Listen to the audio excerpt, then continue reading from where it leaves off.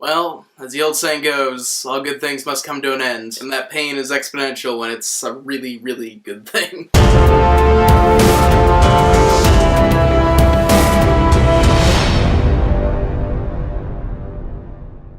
So in last week's video, I did a Why Don't You Love episode on the Jim Gaffigan show. I called it one of the funniest shows on TV right now, and I stand by that. But 1 week after I released that video, so last Monday, Jim announced that season 2 is going to be the end of the show. Both he and Jeannie were co-writers on the show, and they kind of realized that them spending so much time on the show was taking away from actually raising their kids. And admittedly, it would be pretty awkward to have a show that was about a comedian raising his kids, and then also in real life not spend a lot of time around your kids. And honestly, I applaud them for recognizing that the show just can't function without them writing it. I mean, people like to pat shows like The Simpsons and SpongeBob on the back for going on for so long, but they're really only good for a couple of seasons. At a certain point, when you transition writers and you bring in new people on the show, you always run the risk of having certain characters get misunderstood and having kind of key parts of the show fall apart. For those of you who don't know, there's a term called Flanderization. It's what happened to Ned Flanders. Like, in the first couple of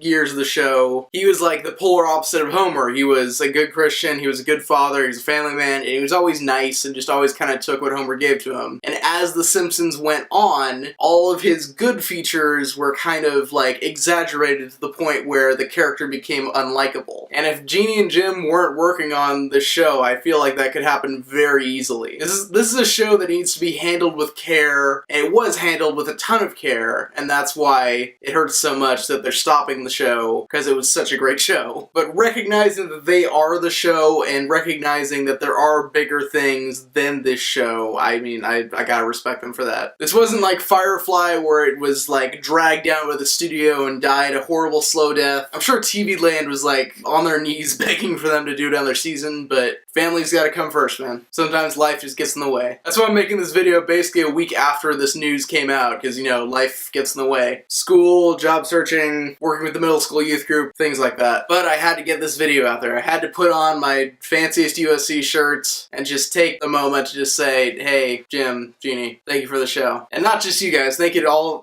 everybody who contributed. Everybody brought their A game on this show. You guys went out on a high note. Every episode built off of the last one in terms of quality. I'm really, really sad that I'm just not going to have that to look forward to on Sunday nights, but going forward, you guys know you can do this now. Like, when you guys put your full effort into something, you guys clearly have shown you're capable of making a fantastic show. If we live in a world where Tim Allen can get 2 shows, I think you guys can get another crack at this. But until then, thanks for the memories. Thank you for all that you've done.